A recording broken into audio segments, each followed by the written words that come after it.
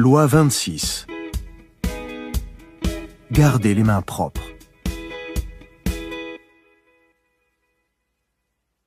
Principe. Soyez un parangon de probité et de civisme. Ne vous abaissez jamais à aucune gaffe ni magouille. Restez au-dessus de tout soupçon. Utilisez plutôt les autres comme bouc émissaire ou chargez-les de tirer à votre place les marrons du feu. 1. Faites retomber vos erreurs sur un bouc émissaire. La bonne réputation tient plus de ce que l'on cache que de ce que l'on révèle. Tout le monde commet des faux pas, mais les malins réussissent à en faire porter la responsabilité à d'autres. Ayez toujours sous la main un bouc émissaire pour faire face à de tels incidents. Respect de la loi, exemple 1. Vers la fin du IIe siècle après Jésus-Christ, alors que s'effondrait en Chine le puissant empire Han, le grand général et ministre impérial Cao Cao devint l'homme le plus puissant du pays. Il cherchait à étendre la base de son pouvoir et à se débarrasser du dernier de ses rivaux. Il commença une campagne pour prendre le contrôle de la plaine centrale, hautement stratégique. Pendant le siège d'une des principales villes, il commit une petite erreur sur les délais d'approvisionnement en céréales qui l'attendaient. Les soldats commencèrent à manquer de vivres et Cao Cao fut forcé de les faire rationner. Cao Cao tenait bien en main son armée et avait un bon réseau d'informateurs. Ses espions lui rapportèrent que les hommes se plaignaient de ses bombances, tandis qu'eux devaient se contenter de rations de famine. « Peut-être le général gardait-il les provisions pour lui » murmurait-on. Si le mécontentement se répandait, on allait à la mutinerie. Il convoqua l'intendant sous sa tente. « Je veux te demander de me prêter quelque chose et tu ne dois pas refuser, » lui dit-il. « De quoi s'agit-il » demanda l'intendant. « Je veux t'emprunter ta tête pour la montrer aux soldats, » répondit Cao Cao. « Mais je n'ai rien fait de mal » s'écria l'intendant. « Je sais, » rétorqua Cao Cao avec un soupir. « Mais si je ne te mets pas à mort, il y aura une mutinerie. Ne t'inquiète pas, je prendrai soin de ta famille. » Ainsi formulée, la requête ne laissa aucun choix à l'intendant. Aussi se résigna-t-il à son sort. Il fut décapité le jour même. Sa tête fut exposée en public. Les soldats s'arrêtèrent aussitôt de récriminer. Certains ne s'y trompèrent pas, mais se turent, stupéfiés et terrorisés par la violence de Cao Cao. Et la plupart acceptèrent sa version du coupable, préférant croire en la sagesse et en la justice de leur général, plutôt que de maudire son incompétence et sa cruauté. Interprétation. Cao Cao était arrivé à la tête de l'armée dans une période extrêmement troublée. L'empire Han se désagrégeait et la lutte pour le pouvoir était féroce. Les ennemis surgissaient de toutes parts. La bataille pour la plaine centrale se révélait plus serrée que prévu. L'argent et les vivres se faisaient rares. Rien d'étonnant dans ces conditions à ce qu'il ait oublié de faire venir les approvisionnements à temps. Lorsque ce retard apparut comme une fatale erreur qui avait mis l'armée au bord de la mutinerie, Cao Cao n'avait que deux solutions: présenter ses excuses ou trouver un bouc émissaire. C'était un homme qui connaissait les rouages du pouvoir et l'importance cruciale des apparences. Aussi n'hésita-t-il pas un instant. Il fit couper la première tête venue et l'exposa sans délai. Les erreurs sont inévitables. Nul ne peut tout prévoir. Les gens de pouvoir, cependant, le perdent non par les erreurs qu'ils commettent, mais par leur manière de les gérer. Tels des chirurgiens, ils doivent exciser la tumeur vite et bien. Excuses et regrets sont des scalpels émoussés, les puissants les évitent. Présenter ses excuses fait douter de sa compétence et de ses intentions et font croire à d'autres erreurs encore inavouées. Les excuses ne satisfont personne. Quant aux regrets, ils mettent tout le monde mal à l'aise. Le remords n'efface pas la faute. Elle s'infecte et suppure. Mieux vaut opérer immédiatement, détourner l'attention de soi et la focaliser sur un bouc émissaire, avant que ses propres responsabilités et compétences ne soient mises en doute. Je préférerais trahir le monde entier que laisser le monde me trahir. Général Cao Cao, 155-220. Respect de la loi. Exemple 2. Pendant plusieurs années, César Borgia tenta par les armes de prendre le contrôle d'une grande partie de l'Italie au nom de son père, le pape Alexandre VI. En 1500, il réussit à s'emparer de la Romagne. Cette région du nord avait été pendant des années aux mains de soudards avides qui en avaient pillé les richesses. Sans police ni pouvoir organisé, elle avait sombré dans le chaos. Des régions entières étaient à la merci de brigands et de clans. Pour rétablir l'ordre, César nomma lieutenant général de la région un certain Remiro de Orco, selon Nicolas Machiavel, un homme cruel et vigoureux, à qui César Borgia donna les pleins pouvoirs. Avec poigne, Orco instaura en Romagne une justice sévère et brutale qui la débarrassa rapidement de presque tous les hors-la-loi.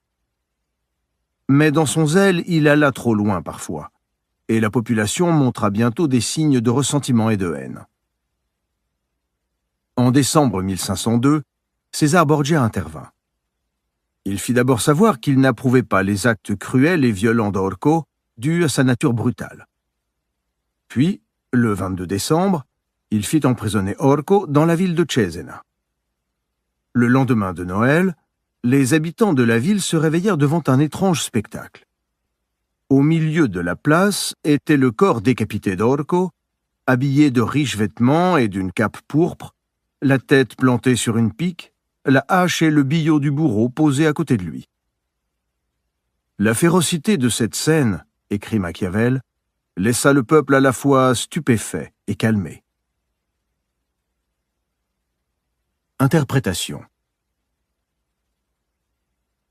César Borgia était un maître au jeu du pouvoir. Il prévoyait toujours plusieurs coups à l'avance et savait faire tomber ses adversaires dans les pièges les plus subtils. C'est pour cela que Machiavel lui rend dans Le Prince un hommage particulièrement appuyé. César Borgia avait prévu l'avenir de la Romagne avec une étonnante clairvoyance. Seule la justice brutale ramènerait l'ordre dans la région. Le processus prendrait plusieurs années et au début, la population l'accueillerait avec soulagement. Mais peu à peu, les habitants ressentiraient cette justice impitoyable comme une contrainte, surtout si elle leur était imposée par des étrangers. Si César Borgia s'en faisait lui-même l'agent, il se ferait des ennemis, et la haine du peuple ne le lâcherait plus. Il eut donc l'intelligence de choisir le seul homme qu'il savait capable de faire le sale travail, parfaitement conscient qu'une fois la tâche accomplie, il exhiberait sa tête au bout d'une pique. Le sort du bouc émissaire était fixé dès le début. Le bouc émissaire de Cao Cao était un innocent complet. En Romagne, Orco était une arme offensive de l'arsenal de César Borgia, qui le laissa s'acquitter de la corvée sans se mettre lui-même de sang sur les mains. Dans le cas de ce second type, il est sage de se distancier du bouc émissaire, soit en le laissant se débrouiller seul, soit, comme Borgia, en étant soi-même le bras séculier. Non seulement on n'est pas impliqué dans le problème, mais on peut apparaître comme celui qui le résout. Les Athéniens entretenaient aux frais de l'État un certain nombre de parias inutiles. Et lorsque survenait une calamité quelconque, peste, inondation ou famine, ces boucs émissaires étaient saisis et sacrifiés, probablement par lapidation en dehors de la cité.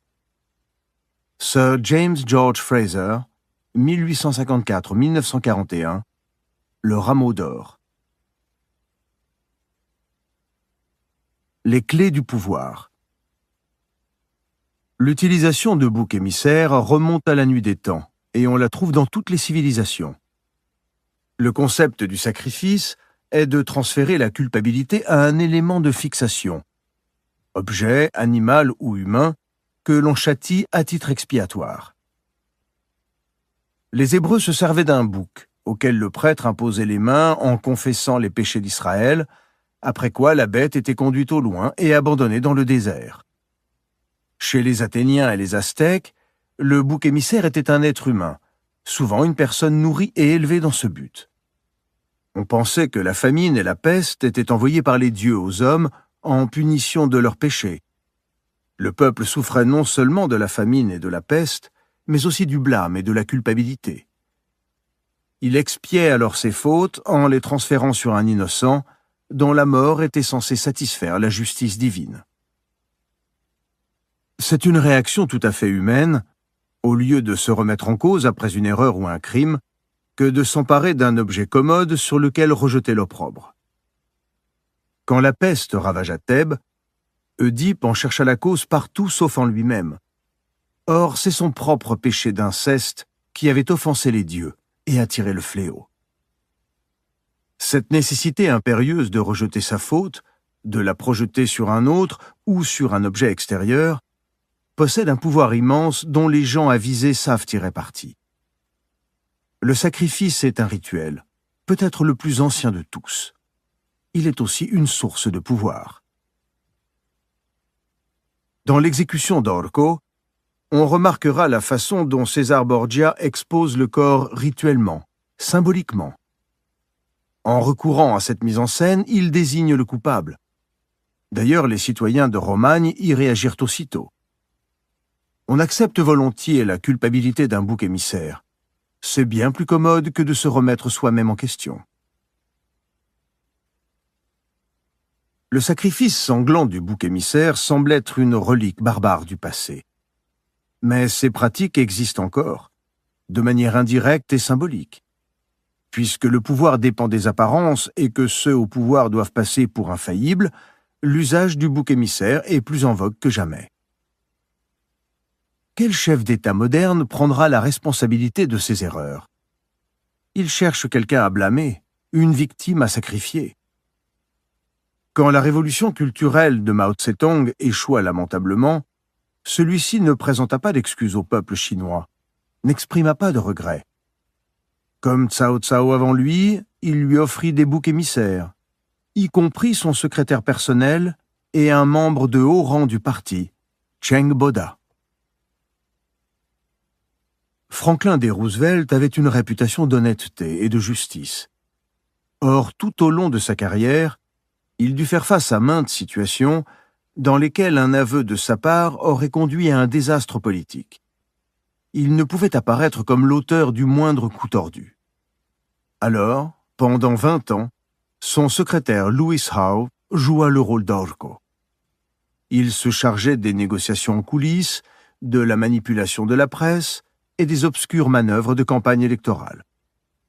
Et chaque fois qu'une faute était commise, ou qu'une saloperie en contradiction avec la belle image de Roosevelt venait au jour, c'était Howe qui trinquait. Il ne se plaignit jamais. Outre le fait d'être celui qui endosse le blâme, le bouc émissaire sert d'avertissement. En 1630, un complot connu sous le nom de « Journée des dupes » fut ourdi pour éloigner du pouvoir le cardinal de Richelieu. Ce fut presque un succès, car il impliquait les plus hauts personnages du gouvernement, y compris la reine-mère. Pourtant, grâce à la chance et à ses propres alliés, Richelieu survécut. Une des têtes du complot s'appelait Michel de Marillac. Il était garde des Sceaux. Richelieu ne pouvait le faire emprisonner sans compromettre la reine-mère, ce qui eût été extrêmement dangereux. Aussi s'attaqua-t-il au frère de Marillac, un maréchal. Cet homme ne s'était nullement impliqué dans le complot, mais Richelieu craignait d'autres conspirations, surtout au sein de l'armée. Il décida de frapper pour l'exemple. Louis de Marillac fut arrêté, accusé de trahison et exécuté. De cette manière, Richelieu mettait en garde le vrai coupable, qu'il ne pouvait atteindre, et d'éventuels autres conspirateurs. Il n'avait pas hésité à sacrifier un innocent pour protéger son propre pouvoir.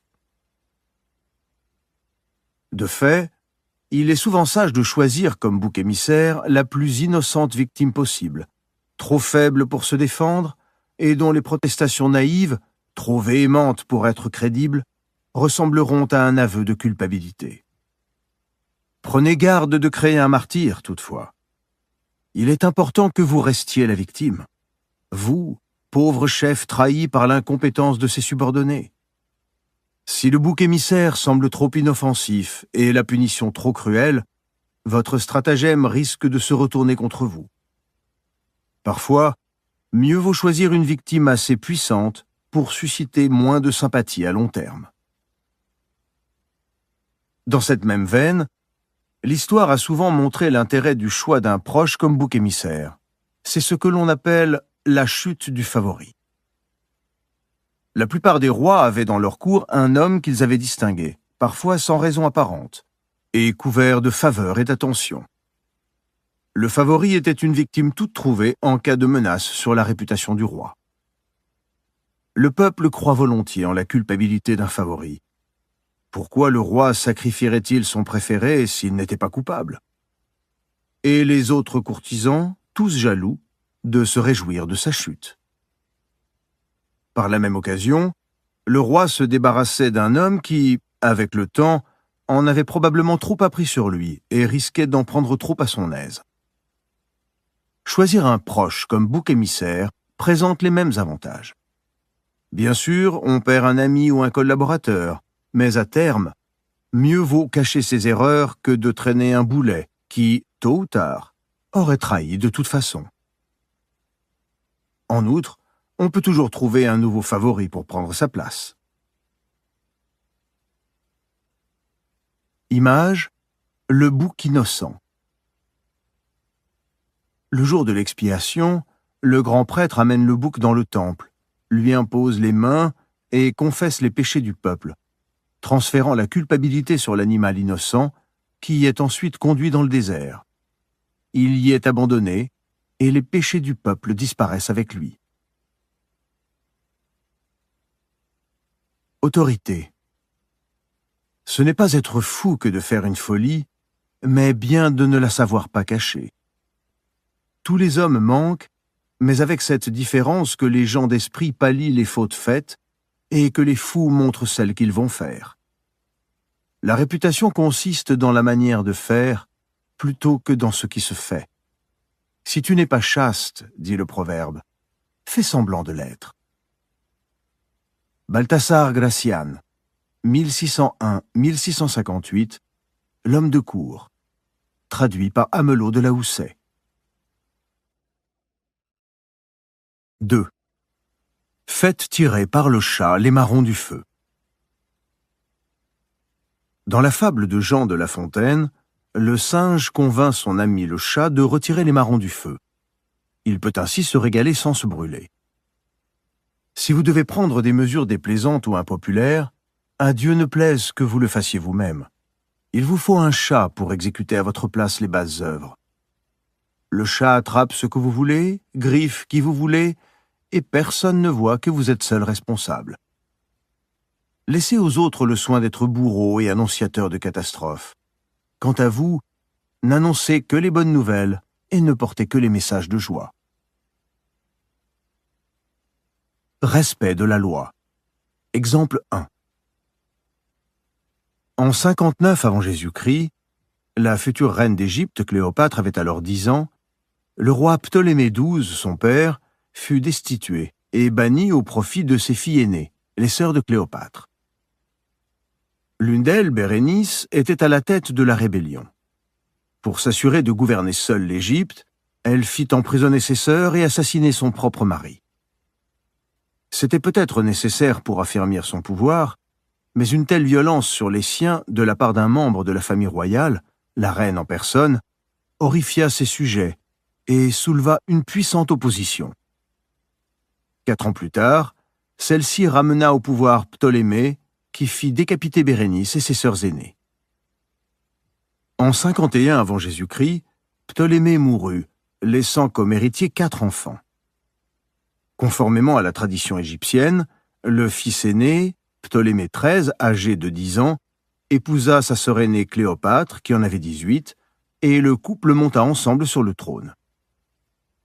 Aucun des 4 enfants n'était satisfait de cette solution. Chacun, y compris Cléopâtre, voulait plus de pouvoir. Cléopâtre et Ptolémée cherchèrent à s'écarter mutuellement du trône. En 48 avant Jésus-Christ, avec l'aide d'une faction qui craignait les ambitions de Cléopâtre, Ptolémée força sa sœur à fuir le pays et gouverna seule. En exil, Cléopâtre s'organisa. Elle était désireuse de rendre à l'Égypte sa gloire passée, et convaincue qu'aucun de ses frères et sœurs ne pouvait y parvenir. Pourtant, tant qu'il serait vivant, elle ne pourrait réaliser son rêve. Et l'exemple de Bérénice prouvait que personne ne voudrait servir une reine capable de faire assassiner les membres de sa propre famille. Ptolémée XIII n'avait d'ailleurs pas osé tuer Cléopâtre, même s'il savait qu'elle allait comploter contre lui depuis son exil. Moins d'un an après le bannissement de Cléopâtre, le dictateur romain Jules César arriva en Égypte, déterminé à faire de ce pays une colonie romaine. Cléopâtre vit sa chance. Elle rentra en Égypte sous un déguisement et parcourut des centaines de kilomètres pour rejoindre César à Alexandrie. La légende raconte qu'elle fut introduite en sa présence enveloppée dans un tapis, lequel fut opportunément déroulé aux pieds du général romain. Cléopâtre s'employa immédiatement à le séduire. Misant sur son goût pour le spectacle et son intérêt pour l'histoire égyptienne, elle déploya ses charmes et César succomba. Il rétablit Cléopâtre sur le trône d'Égypte. Les frères et sœurs de Cléopâtre enrageaient. Elle les avait manipulés. Ptolémée XIII passa à l'action. Sans quitter le palais d'Alexandrie, il leva une armée pour attaquer César. Du coup, César assigna Ptolémée et le reste de sa famille à résidence. Mais la jeune sœur de Cléopâtre, Arsinoé, s'échappa du palais, se proclama reine d'Égypte et prit la tête des troupes. Cléopâtre y vit l'occasion qu'elle attendait. Elle convainquit César de libérer Ptolémée s'il signait une trêve. Bien entendu, elle savait que Ptolémée s'empresserait de violer sa parole et disputerait à Arsinoé le contrôle de l'armée égyptienne. Mais cette lutte profiterait à Cléopâtre, car elle diviserait la famille royale. Mieux encore, elle donnerait à César la chance de vaincre et de tuer ses frères et sœurs sur le champ de bataille. Aidé par des renforts venus de Rome, César eut rapidement raison des rebelles. En s'enfuyant, Ptolémée se noya dans le Nil. César captura Arsinoé et l'envoya à Rome chargé de chaînes. Il fit aussi exécuter tous ceux qui avaient conspiré contre Cléopâtre et emprisonner ceux qui s'étaient opposés à elle.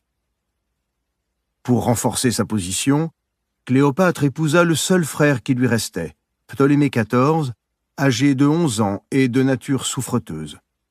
Il mourut 4 ans plus tard, mystérieusement empoisonné.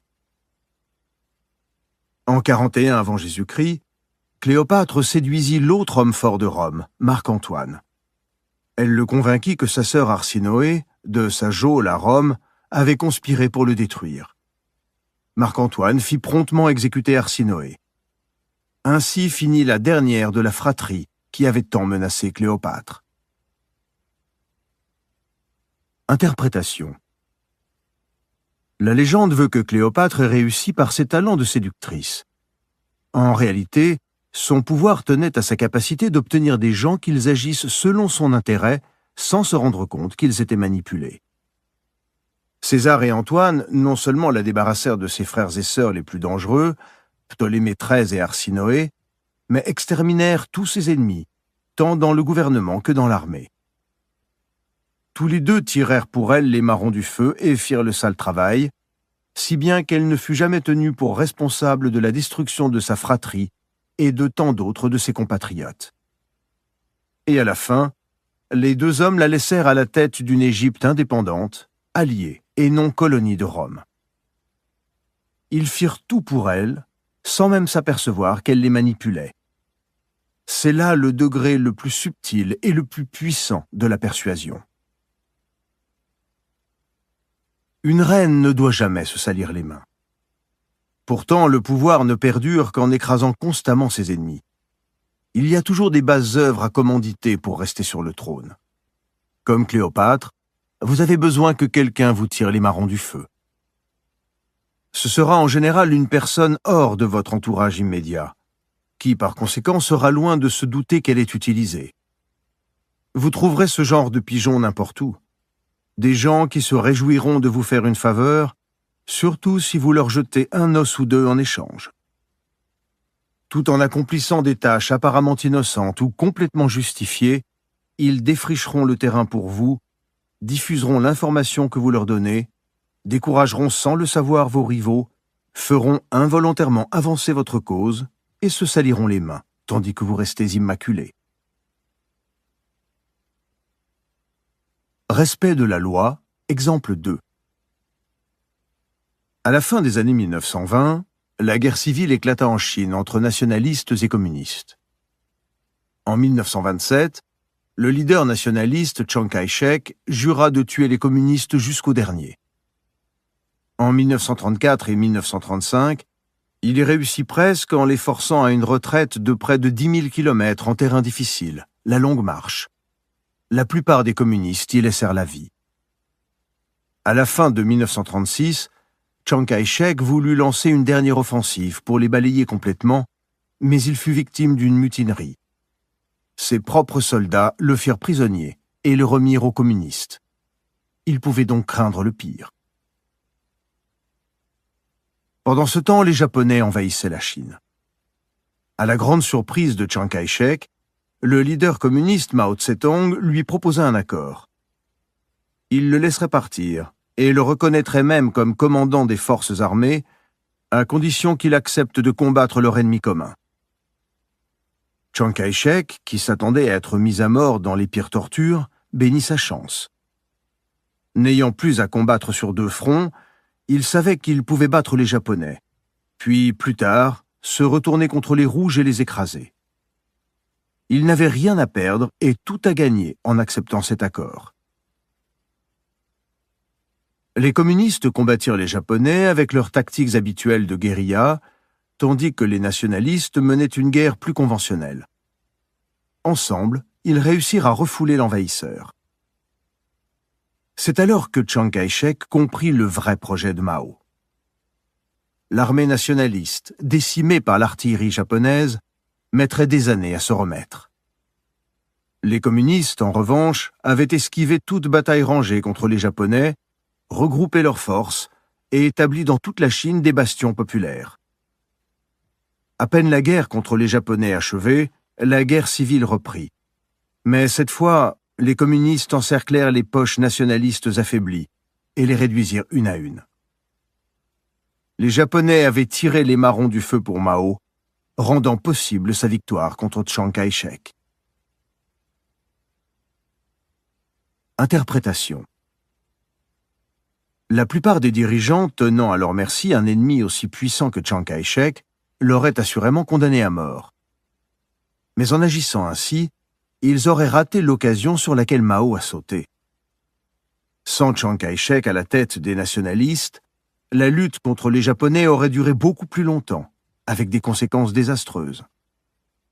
Mao était trop madré pour laisser passer l'occasion de faire d'une pierre deux coups.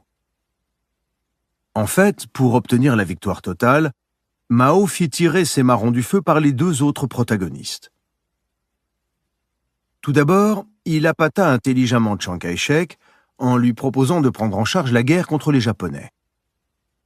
Mao savait que les troupes nationalistes, si elles n'avaient plus les communistes sur le dos, mèneraient le plus gros des combats et réussiraient à bouter les Japonais hors de Chine. Les nationalistes furent donc son premier chat en chassant les Japonais. Mais Mao savait aussi que dans cette guerre, les armes modernes des Japonais décimeraient l'armée conventionnelle des nationalistes, causant des ravages que les communistes n'auraient jamais pu leur infliger. Pourquoi perdre du temps et des vies humaines alors que les Japonais ne souhaitaient qu'une chose, faire le travail vite et bien? En affaiblissant les nationalistes, les Japonais tirèrent eux aussi les marrons du feu pour le compte de Mao. Cette loi peut s'appliquer de deux manières. Soit pour sauver les apparences, comme le fit Cléopâtre, soit pour gagner du temps et de l'énergie. Ce dernier cas, en particulier, exige de se projeter plusieurs coups à l'avance, en prenant conscience qu'un recul provisoire, par exemple laisser la tête de Chiang Kai-shek sur ses épaules, peut amener un grand bond en avant. Si vous êtes momentanément affaibli et que vous avez besoin de refaire vos forces, il vous sera souvent utile d'utiliser cette tactique, à la fois pour cacher vos intentions et pour en envoyer un autre en première ligne. Trouvez un tiers puissant qui a avec vous des ennemis communs, puis profitez de sa supériorité pour lui faire porter des coups dont vous êtes incapable. Vous pouvez même pousser discrètement les deux parties à s'exterminer mutuellement. Ce sont les plus agressifs qui vous serviront le plus. Ils cherchent constamment la bagarre. Alors lancez-les dans des batailles qui servent vos projets. Respect de la loi, exemple 3. Kuriyama Daizen était adepte du Cha-no-yu, la cérémonie du thé japonaise, et élève du grand maître du thé, Sen no Rikyu. Vers 1620, Daizen apprit qu'un de ses amis, Oshino Soemon, avait emprunté une importante somme d'argent, 300 ryō, pour aider un membre de sa famille lourdement endetté. Soemon n'avait fait que déplacer le problème. Daizen connaissait bien Soemon. Il se souciait peu d'argent et n'y comprenait rien. Il se retrouverait rapidement embarrassé, car il allait prendre du retard dans le remboursement du prêt qu'il avait souscrit auprès d'un riche marchand, Kawachiya Sanemon. Mais si Daizen offrait d'aider Soemon en remboursant le prêt à sa place, ce dernier refuserait par amour-propre et pourrait même se sentir offensé. Un jour, Daizen rendit visite à son ami. Ils firent un tour dans le jardin pour admirer les magnifiques pivoines de Soemon, puis se rendirent dans la pièce de réception. Là, Daizen avisa une peinture du maître Kano Tenyu. « Ah !» s'exclama-t-il. « Quelle œuvre splendide! Ai-je jamais vu quelque chose d'aussi beau ?» Il lui fit tant d'éloges que Soemon n'eut pas le choix. « Eh bien, dit-il, puisque tu l'aimes tant, j'espère que tu me feras la faveur de l'accepter. » Daizen fit d'abord mine de refuser, mais sur l'insistance de Soemon finit par se laisser faire. Le jour suivant, Soemon reçut à son tour un paquet de Daizen. Il y avait à l'intérieur un vase délicat d'une grande beauté que Daizen, dans le petit mot qui l'accompagnait, priait son ami d'accepter en témoignage de sa gratitude pour le tableau que Soemon lui avait si gracieusement offert la veille. Il expliquait que le vase était signé de Sen no Rikyu en personne et portait une inscription de l'empereur Hideyoshi. S'il ne tenait pas spécialement au vase, suggérait Daizen, il pouvait en faire cadeau à un autre adepte du Cha-no-yu, peut-être le marchand Kawachiya Sanemon, qui le convoitait depuis longtemps. On dit, continuait Daizen, qu'il est en possession d'un joli morceau de papier, la reconnaissance de dette de 300 ryō, que tu aimerais récupérer. Peut-être pourrais-tu négocier un échange. Comprenant ce que son ami, dans son exquise délicatesse, avait imaginé, Soemon porta le vase chez le riche prêteur. « D'où tenez-vous cet objet » s'exclama Sanemon lorsque celui-ci lui montra le vase. « J'en ai souvent entendu parler, mais c'est la première fois que je le vois. C'est un trésor. Je ne veux pas qu'il sorte d'ici. » Il offrit immédiatement d'annuler la dette de Soemon contre le vase et lui offrit 300 ryō en prime. Mais Soemon, qui se souciait peu d'argent, ne voulait que la reconnaissance de dette, et Sanemon la lui rendit de bon cœur. Soemon se dépêcha alors d'aller remercier Daizen pour son aide avisée. Interprétation. Kuriyama Daizen avait compris qu'il n'est jamais simple de remercier quelqu'un pour un service. Si ce service est rendu à grand tapage, celui qui en bénéficie se sent accablé d'obligations. Le donateur peut éprouver un certain sentiment de pouvoir, mais c'est un pouvoir finalement destructeur, parce qu'il suscite du ressentiment et qu'on cherche à lui résister. Une faveur accordée discrètement, avec élégance, se révèle 10 fois plus efficace. Ainsi, Daizen savait qu'une approche directe ne ferait qu'offenser Soemon. En le laissant lui faire cadeau du tableau, il donna à Soemon le sentiment de faire lui aussi plaisir à son ami. À la fin, les trois parties furent pleinement satisfaites des transactions effectuées. En fait, c'est Daezen lui-même qui tira les marrons du feu. Il eut certainement un peu de mal à se séparer de son vase, mais il y gagna non seulement un tableau, mais bien davantage, le pouvoir du courtisan. Le courtisan utilise son gant de velours pour amortir les coups qu'il porte, cacher ses cicatrices et aussi rendre son aide plus élégamment discrète. En aidant les autres, c'est lui-même que le courtisan favorise. Le cas de Daezen est l'exemple type des services rendus entre amis et pairs. N'imposez jamais vos faveurs. Cherchez les moyens de retirer vous-même les marrons du feu. Sortez vos amis de la détresse sans vous imposer et sans faire d'eux vos obligés. Il ne faut pas être trop droit. Voyez la forêt. On coupe les arbres droits, on laisse sur pied les arbres tordus. Kautilya, philosophe indien, IIIe siècle avant Jésus-Christ. Les clés du pouvoir. En tant que dirigeant, vous imaginez peut-être qu'en affichant un air débordé, vous donnez une impression de pouvoir. C'est exactement le contraire. Cela prouve votre faiblesse.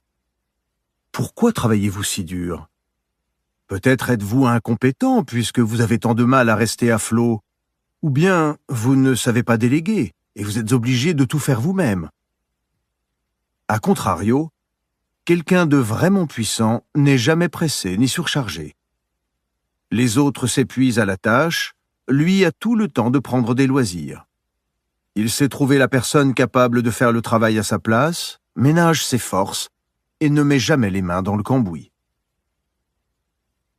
De la même manière, vous croyez peut-être qu'en accomplissant vous-même les basses œuvres, vous imposez votre pouvoir et inspirez la crainte. En réalité, vous apparaissez sous un jour odieux, comme celui qui profite de sa position pour exercer des abus. Les puissants, eux, gardent les mains propres. Ils ne s'entourent que de prospérité et de plaisir et n'annoncent que leur glorieuse réussite. Vous jugerez parfois nécessaire, bien sûr, de donner un coup de collier ou de poser des actes funestes, mais nécessaires. Gardez-vous cependant de jamais apparaître comme l'auteur de ces actions. Trouvez un factotum et approfondissez l'art de l'utiliser, et en temps voulu, de vous en débarrasser. Au soir d'une bataille au bord d'un large fleuve, le grand stratège chinois du IIIe siècle, Zhuge Liang, fut accusé à tort d'intelligence avec l'ennemi. Comme preuve de sa loyauté, son maître lui ordonna de fabriquer en 3 jours 100 000 flèches pour l'armée, faute de quoi il serait mis à mort. Au lieu de se lancer dans cette tâche impossible, Liang prit une douzaine de bateaux et fit amarrer des bottes de paille sur les bastingages. En fin d'après-midi, quand la brume se levait sur le fleuve, il les envoya vers le camp ennemi. Craignant un piège de l'astucieux Zhuge Liang, l'ennemi ne lança pas ses propres embarcations sur ces silhouettes à peine visibles, mais fit pleuvoir sur elles une pluie de flèches tirées de la rive. Plus les bateaux de Liang approchaient, plus les adversaires intensifiaient leurs tirs, et les flèches allaient se ficher dans des ballots de paille. Au bout de plusieurs heures, les hommes cachés à bord ramenèrent les bateaux. Zhuge Liang avait ses 100 000 flèches. Zhuge Liang ne faisait jamais en personne ce que d'autres pouvaient faire pour lui. Il avait dans son sac plus d'un tour comme celui-ci. Pour mettre au point une telle stratégie, il faut savoir anticiper et être assez imaginatif pour savoir poser les bons appâts. Un élément essentiel à l'efficacité de la manœuvre est de déguiser votre but, de l'entourer de mystères, tels ces étranges bateaux glissant dans la brume. Quand vos ennemis ne savent pas où vous voulez en venir, leur réaction leur porte souvent préjudice. C'est ainsi qu'en dissimulant vos intentions, vous les amènerez aisément à jouer votre jeu sans le savoir et à se charger des tâches que vous préférez ne pas accomplir vous-même. Vous devrez pour cela être capable de prévoir les répercussions à long terme de vos actes, tels les rebonds d'une balle de billard. L'escroc américain Joseph Weil, alias Yellow Kid, savait qu'il aurait beau déployer tous ses talents pour approcher le riche pigeon de sa prochaine arnaque, celui-ci aurait immédiatement des soupçons de se voir abordé par un parfait inconnu.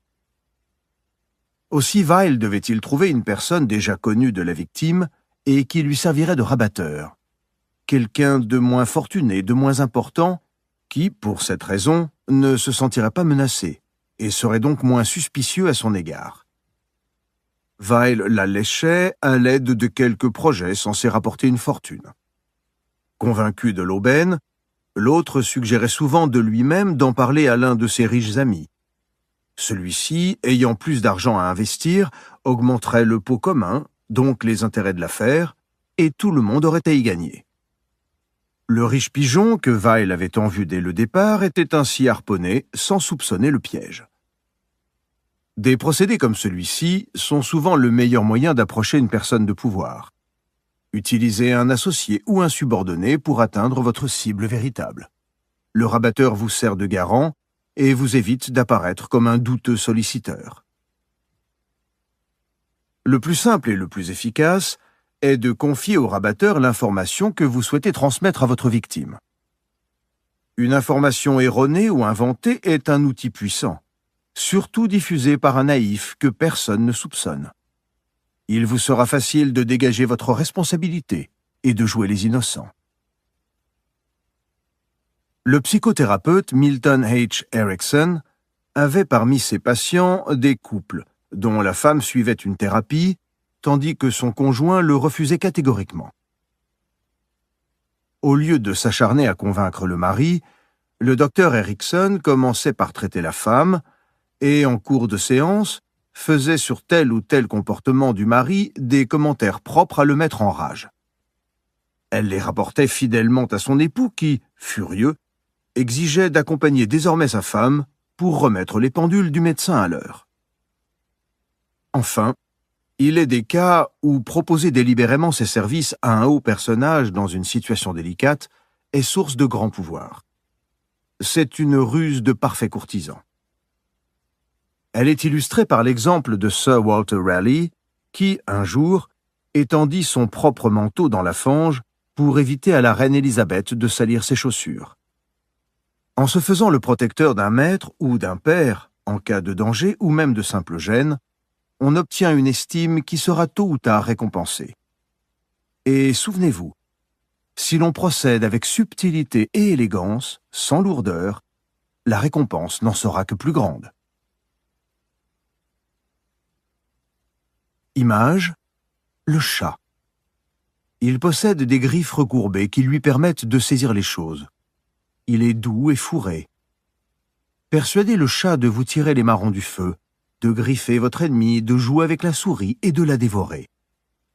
Parfois, le chat se roussit un peu le poil, mais le plus souvent, il ne sent rien. Autorité. Faire par soi-même tout ce qui est de faveur, et tout ce qui est odieux le faire par autrui. L'un gagne l'affection, et l'autre met à l'abri de la haine. Les causes supérieures n'opèrent jamais qu'il ne leur en revienne ou louange ou récompense. Que le bien vienne immédiatement de toi et le mal par un autre. Prends quelqu'un sur qui tombent les coups du mécontentement, c'est-à-dire la haine et les murmures. Balthasar Gracian, 1601-1658, L'homme de cour, traduit par Amelot de la Houssaye. A contrario.